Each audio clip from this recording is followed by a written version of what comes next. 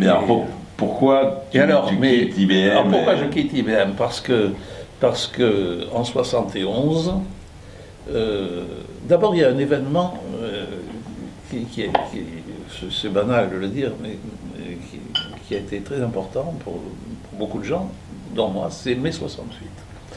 Mai 68, ça a été un bouleversement des valeurs, des choses. D'abord, je me suis marié en 68, donc j'ai changé de vie. J'ai défilé avec ma femme, on était sur les barricades, on n'était pas mariés encore, je l'ai connu en mars. Parce qu'on a des photos là, parce qu'on les mettra dans le film. Non, pas de photos, non, je crois pas. Et j'ai fait la manif sur les Champs-Élysées. Mais la manif de De Gaulle, là. Oui. Mitterrand, tu ne seras pas président. Mitterrand, tu ne seras pas président. Mai 68, moi je l'ai vécu étant à IBM, je vous ai dit que je dormais sur place pour éviter les sabotages. Mais dans les mois qui ont suivi, les 2 ou 3 années qui ont suivi, en tant que cadre de la société, on avait tous les mois une obligation de passer une demi-journée au service du personnel pour faire des interviews de candidats. Et parce que le service du personnel voulait l'avis de gens qui étaient sur le terrain pour sur tel ou tel. Donc j'allais passer une demi-journée, je recevais 3 ou 4 types à la file. Et ce qui m'a frappé, c'est que avant 68 et après 68, c'était plus les mêmes. Ils étaient différents. Ça, c'est vrai. Ah, il n'y avait plus les mêmes valeurs. C'est quoi le gros changement? Le gros changement, mais d'abord, moi, avant 68, et c'était mon cas, il n'y avait de réussite qu'à Paris. Il était inimaginable, s'il avait envie de faire quelque chose, d'aller ailleurs qu'à Paris. Il fallait monter à Paris.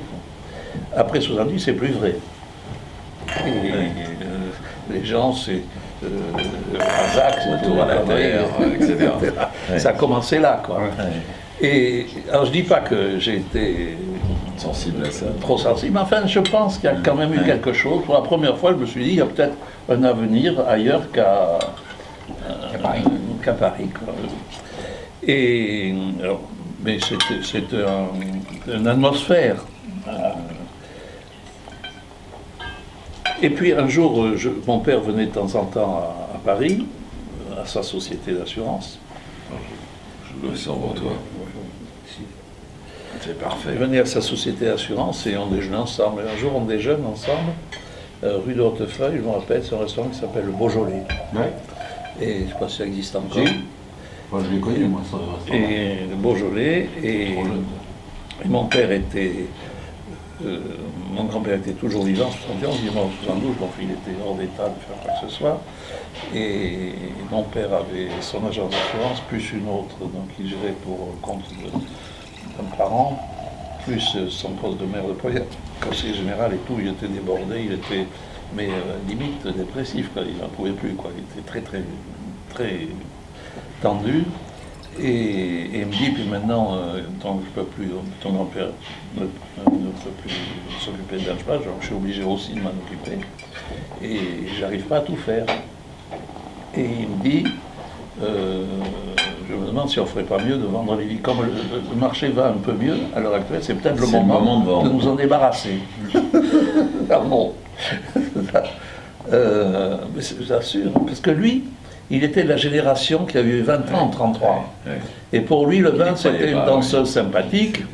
Il avait beaucoup fait pour le bon temps, il avait participé à la création de bon temps, mais lui, c'était un passe-temps. En 1971, le marché américain venait de démarrer.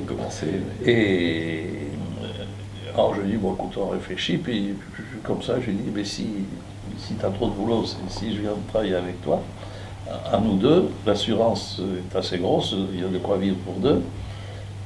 Allons-y. Il m'a dit, tu n'as pas la tête. Il m'a pas dit, ça n'a pas la tête. Il m'a dit, mais tu habites Paris, toi ta femme à Paris, tes enfants à Paris, tes amis, ta position à IBM, etc. Qu'est-ce que tu...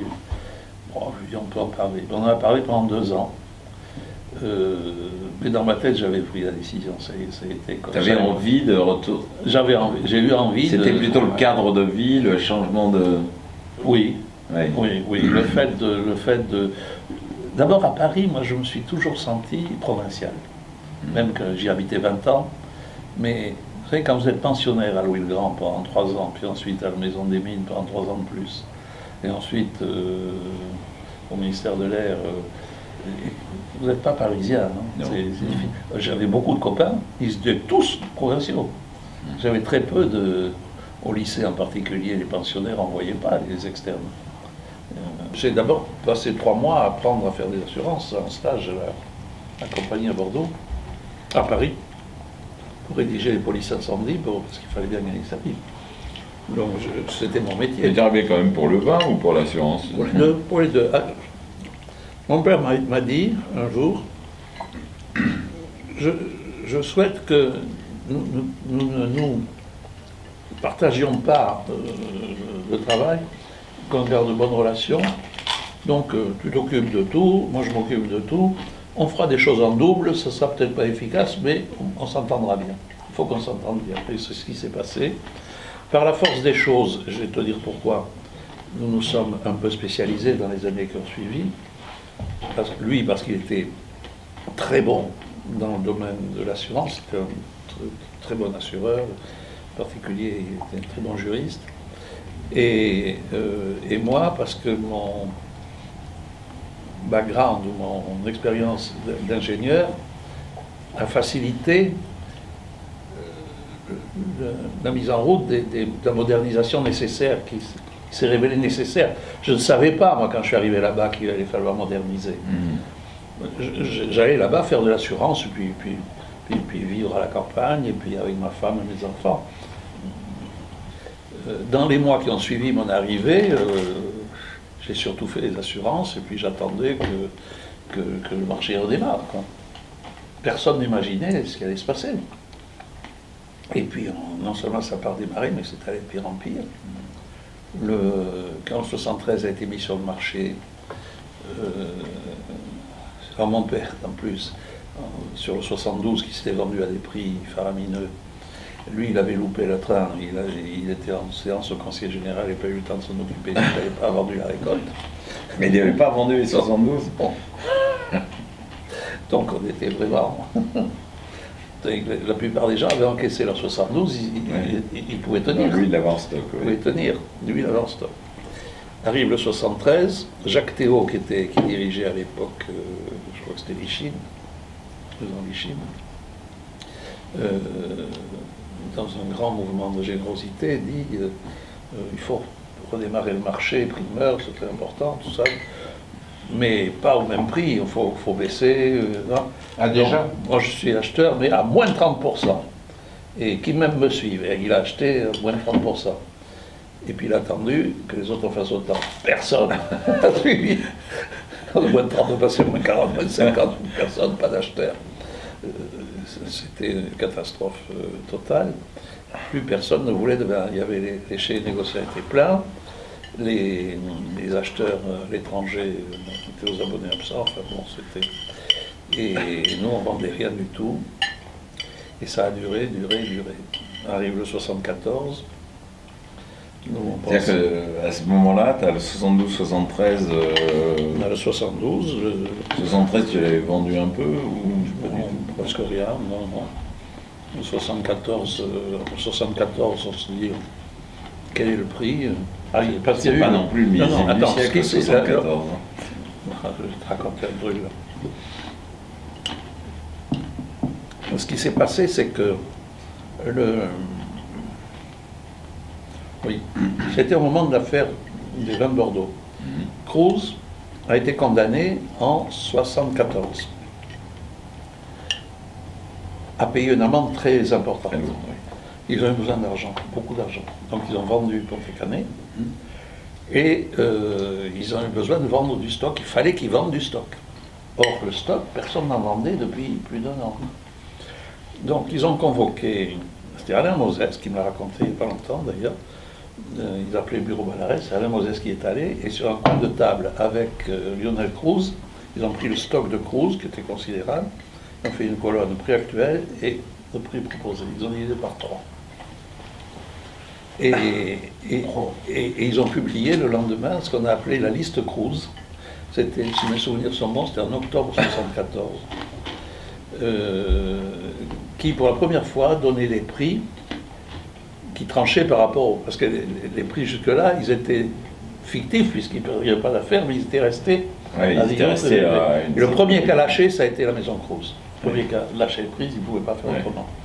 Donc, et là, ça a quand même relancé le marché. Oui, mais tout doucement, ça a été très lent. Moins cher. Et d'abord, c'est les stocks des négociants qui sont partis avant les stocks des propriétés.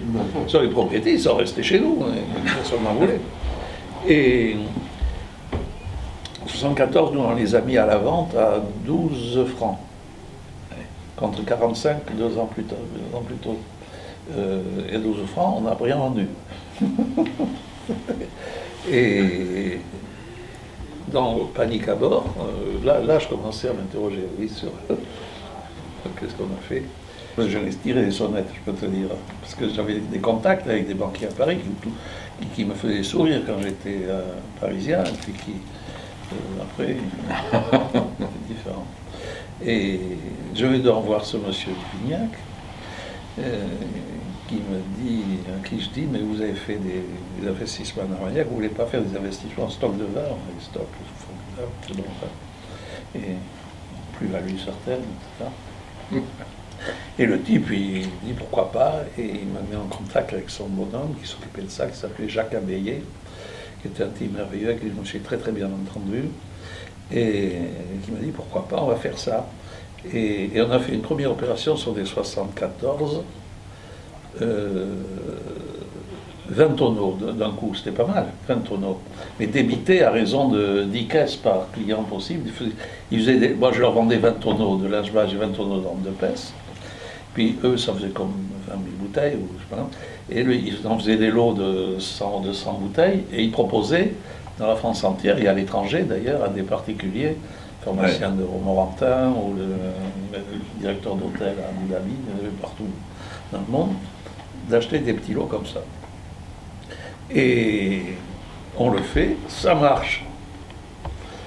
Donc, dès que ça a marché, j'ai mis 6 mois quand même à convaincre, parce que lui, c'était le type d'état-major qui concevait le produit. Après, il fallait qu'il convainque les gens qui allaient le vendre sur le terrain que c'était intéressant. Ça a pris du temps. Il s'appelait Baronchelli, celui du terrain. On l'a convaincu, donc il a vendu ça à tous ces types. Ils sont mis à vendre des petits lots de vin comme ça partout. Et j'étais content, on avait vendu 20 tonneaux de linge-bage, 20 tonneaux de peste, ça nous aidait bien.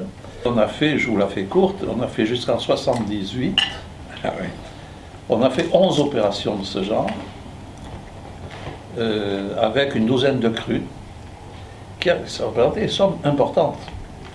Et donc ça nous a vraiment tiré d'affaire et ça a bien aidé les collègues aussi. Ils étaient bien contents à l'époque. Il n'y avait qu'un truc, c'est que je ne prenais pas de courtage, je ne prenais aucune commission pour la vente, j'étais content de vendre mon vin. Oui, mais... Et on vendait tous au même prix.